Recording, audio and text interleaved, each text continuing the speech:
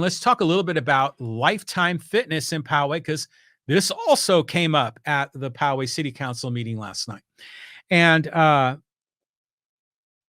it was interesting. There was kind of like a number of different sort of angles to this, and some of the presentation was coy. But right out of the gate, there were people in public comments that were saying, you can't put this new Lifetime Fitness facility in. It's going to be 30,000 square feet instead of the 3,000 square feet that was approved by voters in Measure P, the specific plan. This is a deviation, and just really insisting that this would be a big problem. Not only because the people in that community didn't want this big 2-story monstrosity in their backyard, but at the same time they felt it was essentially dismissing the whole idea of a democratic process. But Mayor Steve Voss got up and he kind of laid down some pretty interesting thoughts. And he basically said, he goes, look, there's a lot of misinformation that's swirling around on social media about the farm and about Lifetime Fitness.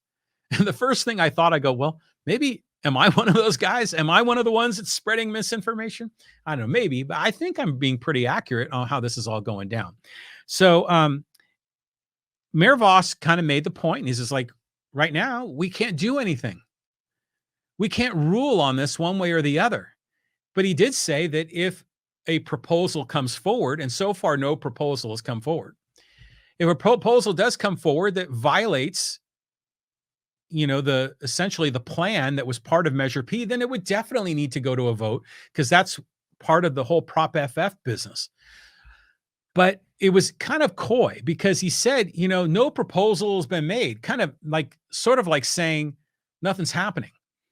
But something is happening. I mean, we already know that Kevin McNamara, who's the leader of this project, is pursuing the Lifetime Fitness facility. He's spoken out at the city meetings.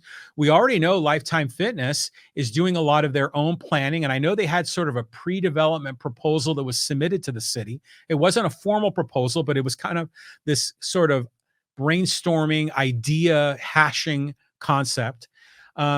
We do know that Lifetime Fitness has already put out notices to the general public asking for either bids or input on the design and construction of this facility, just mainly so they can have, I think, a financial model on how much it's going to cost. So there's already wheels in motion going on with this, even though there's still no formal proposal in front of the city of Poway. This still, I think, is going to be interesting how this one goes. Yuri Bolin, who I assume is still watching on the live stream, he made a point in the public comments that really the vote was just for, 192 homes and a certain amount of open space. But the specifics and details of some of, the adjustments they can make was within the purview of the developer. I don't know if that's true or not. It may be. But it just does seem to me that, the proposal that was made originally was a 3,000 square foot fitness club. So we still don't know what's going to happen. This is still percolating. And yeah, there's a lot of conversation in social media about this, particularly with Chris Cruz and the South and North Poway Vote Group. There's a lot of discussion. There's a ton of discussion on Nextdoor about the farm and Lifetime Fitness, and as well as in a number of other Facebook, Poway specific Facebook groups like Poway Underground and some of the others. And then I talk about it here in my podcast as well. So is there a lot of misinformation? I think there is. In fact, you know what? I should have brought a copy with me. I got one of those letters in the mail yesterday.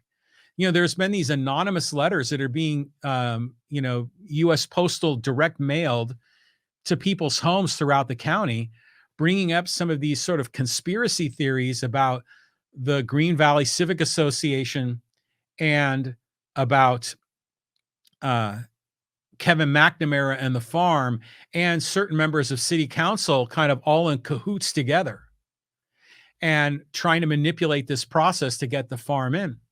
And interestingly, these letters that are going out are unsigned. I mean, they're anonymous letters, which immediately takes their credibility down to like 2%.